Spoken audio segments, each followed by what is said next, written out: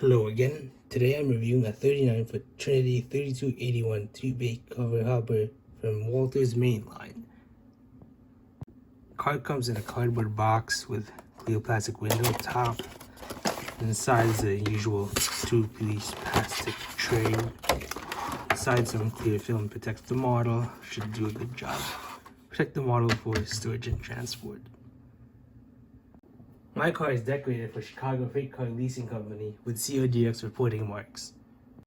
I didn't find photos of this exact car, but I did find a couple photos of other cars in the same number range.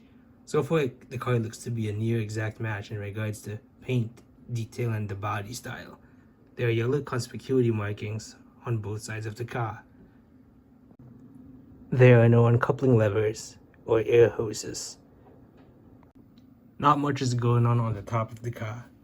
The metal walkways are molded on and not see-through, but this is a $20 car, so it's kind of expected they'd cut a couple of corners and make a car that's in a reasonable price range, unlike something more expensive that would have like photo etched metal walkways and a separately applied grab right here.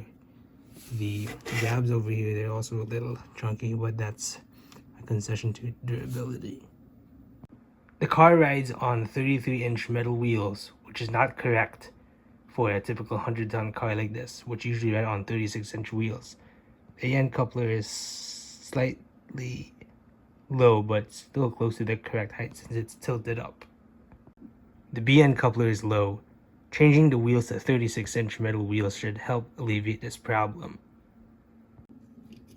Unfortunately, all of the wheels are slightly narrower in gauge according to my NMRA standards gauge. Shouldn't be much of an issue if you replace them with 36-inch wheels, which, if they're engaged, then can help operation of this car like immensely. The car wobbles pretty badly. Tightening one bolster screw might help improve operation on an uneven track, while not letting the car rock. The car is very free rolling. The car weighed in at about 4 ounces, which is about the close weight to what the NMRA recommendation is. This is a pretty nice model of a two-bay covered hopper offered at a pretty good price of $20.